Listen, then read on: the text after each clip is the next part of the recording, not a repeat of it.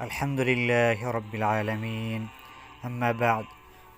درود و سلام ہو نبی آخر الزمان صلی اللہ علیہ وسلم پر۔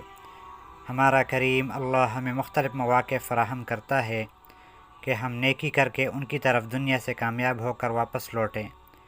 رمضان کا ماہ مبارک گزر گیا، اگر اس میں ہم سے کوئی کمی کوتاہی ہوئی تو اللہ تعالیٰ نے شوال کے 6 روزوں کی نعمت سے نوازا۔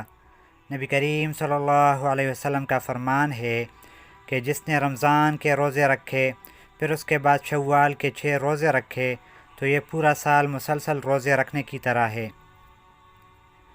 کیونکہ جو ایک نیکی لاتا ہے تو اسے 10 گنا دیا جاتا ہے۔ سورہ انعام میں ہے من جاء بالحسنۃ فلہ 10 امثالھا، جو کوئی ایک نیکی لے کر آیا تو ہم اس کو 10 گنا کر کے لوٹائیں گے۔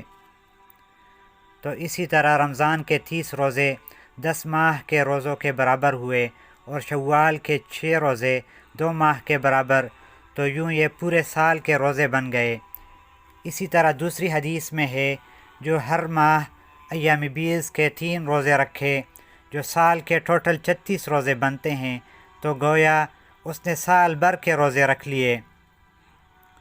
ان 2 احادیث میں شوال کے صرف 6 روزے بمقابلہ 36 کے آسان ہیں، تو جو کمزور لوگ ہیں ہر ماہ 3 روزے نہیں رکھ سکتے تو ان کے لیے شوال کے 6 روزے رکھنا نعمت ہے کہ یہ بھی پورے سال مسلسل روزے رکھنے کے برابر ہیں۔ شوال کے 6 روزے ایک ساتھ مسلسل بھی رکھ سکتے ہیں اور شوال کے مہینہ میں وقفے وقفے سے بھی رکھ سکتے ہیں۔ اگر کسی کو رمضان کے قضا روزے ہوں اور تعداد کم ہو تو وہ پہلے رمضان کے رکھے پھر شوال کے روزے رکھے۔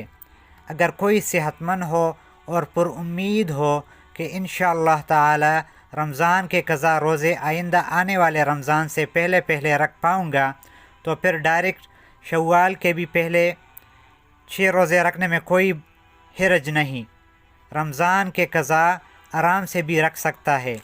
اللہ تعالی ہمیں اخلاص کے ساتھ عمل کرنے والا بنائے۔ ثواب کی نیت سے یہ ویڈیو آگے شیئر کرے۔ جزاک اللہ خیر۔